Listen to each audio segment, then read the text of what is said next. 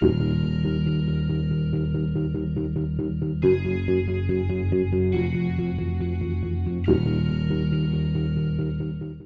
not getting any communication. You're not getting any reports, or you are getting reports and you're not getting paid.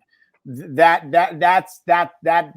is a hell no. Now, of course, if you sign a contract and there were a bunch of things that were promised legally and they're not doing them, and people say that, then that's also a big red flag.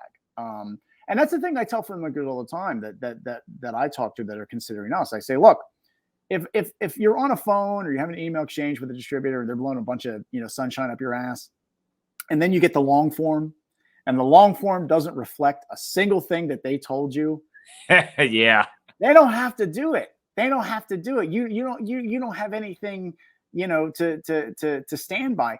But then you have the other side of things, which is what I think the really unscrupulous distributors count on, is they'll promise you a bunch of shit in the long form, and then they don't do it.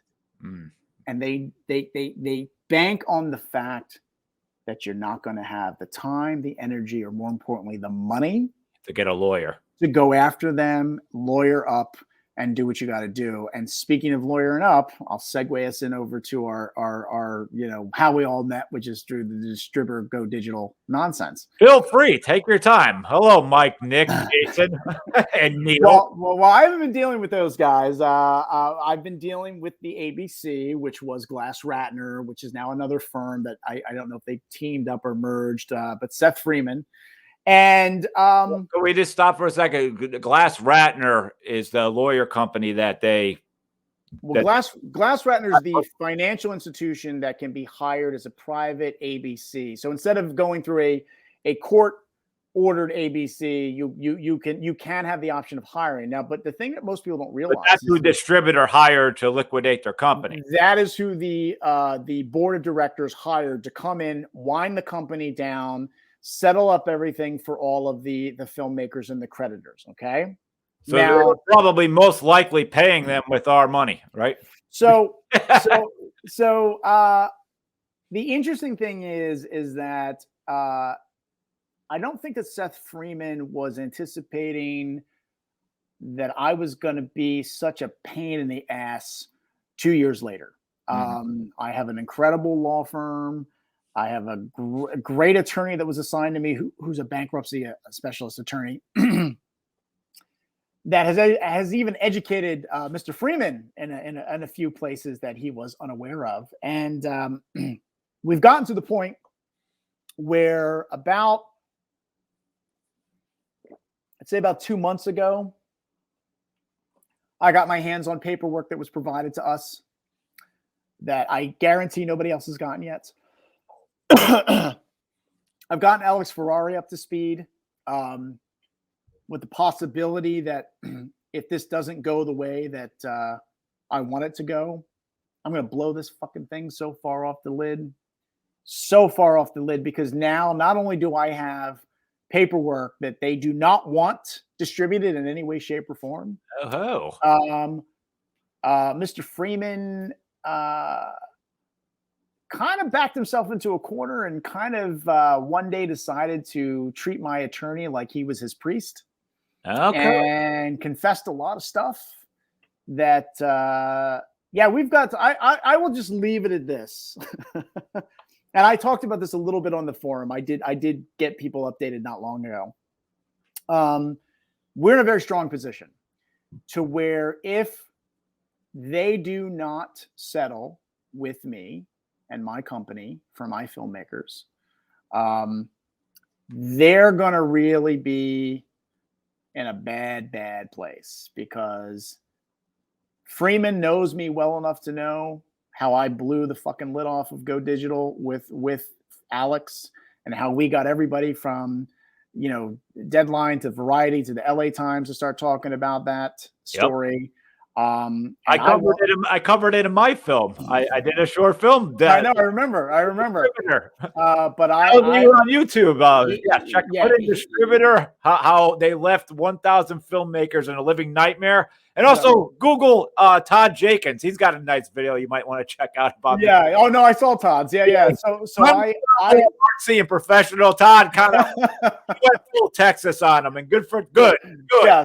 So I'm in a very strong position to, and one of the things that I had to talk to my attorneys about early on was because my attorneys care about me, and they were like, look, we don't want you to spend a ton of money that might end up to not result in anything. And I said, listen to me. This is not about the money for me anymore. This is the principle. Damn right. Okay? So they're going to either do the right thing, which under the state of California, as an ABC, even a private one, right? As the assignee for benefit of creditors, okay, you have a legal obligation that they faltered in, that they failed at, right? So to me, this is no longer about the Nick sources, those fucking lying scumbag thieving pieces of shit. Okay? Right. Fuck that guy and fuck all those people who turn the other way, because you can't tell me you were working hand in hand in that company and didn't know what was going on. But don't get me started. Of course, this is about to me. This is about the company that came in to wind it all down, to do a proper accounting, to let everybody know what was left, to let everybody know what was spent, what went where, which, by the way, I have in my possession. And they did not do that. They did not meet their legal obligation as an ABC to the filmmakers or to companies like mine who had multiple filmmakers under my banner that were attached to this company. So I'm hoping for their sake they realize what bad position they're in. According to my attorney, he's got a pretty good feeling that they do know that they're not in a good position. And some of the information they've provided us leads us to believe that they are going to do everything they can to make me go away. As my attorney likes to refer to it as to Seth as your Joe Dane problem. Do you want your Joe Dane problem to go away? How about that? Small world, yeah. And I just keep at it, man. I keep at it. We send follow-up emails probably every couple of weeks, and I believe also some of these guys are still in the business, right? I haven't kept track really of any. I mean, I've heard nothing about Nick Soros. And listen, and let's be clear, right? Put aside, Michael Sorsen, who is the head of business affairs, or any of those other guys, right? I mean, and they are who they are, and I'm certainly back, right? I like I said, I don't know who's exactly doing what. Even Neil, I remember at one point Neil had started, I guess, a similar company model. But Alex show, and it was basically 90 minutes of I didn't know what was going on. Anyway, I'm over here now. Give me your films. That was right. That was it. You didn't even listen to the show. Didn't go well. I was more furious. How do you not know? What are you signing an NDA for, by the way? What do you guys? Here's what I'm going to say, and I said it when I first blew the lid off with Alex Ferrari when I went onto his podcast, and he almost fell out of his chair because I named names like crazy. The truth is that everybody else aside, everybody else from the board of directors to everybody else, the person who was putting their hand in the cookie jar was Nick Soros. Okay. And there was, and the woman in accounting, Jill, was covering for him. She was cooking the books. She was I'm not saying anything I didn't say 2 years ago, right? Nope. Those are the two biggest culprits, because he wasn't able to do it by himself. And she was, I don't know what their little arrangement was, but she was certainly cooking the books to cover things up and move things around. But he was the one sticking his hand in the cookie jar. And had it not been, honestly, for the handful of Netflix, a handful of producers who had Netflix deals, and we were one of them, although we had been fully paid out by the time this happened. But had it not been for a handful of those producers who knew that Netflix paid like clockwork and didn't get their checks, who went around Go Digital and called Netflix, and Netflix accounting was like, what are you talking about? We sent these payments. The checks have cleared.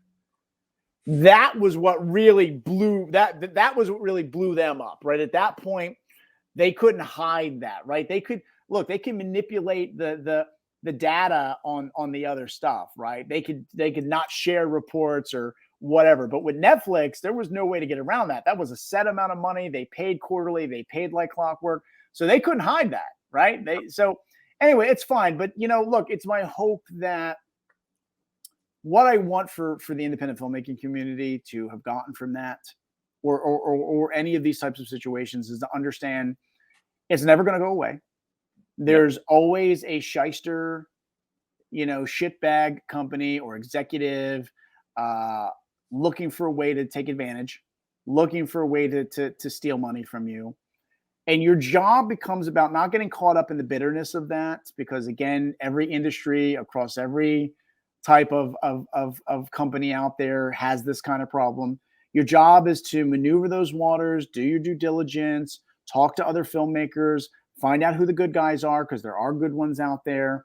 Don't be in a perpetual state of whininess or victimhood, because there's no benefit in it. And if that's where you're going to stay, get out of the business, right? Get out of this business and go find something else to do.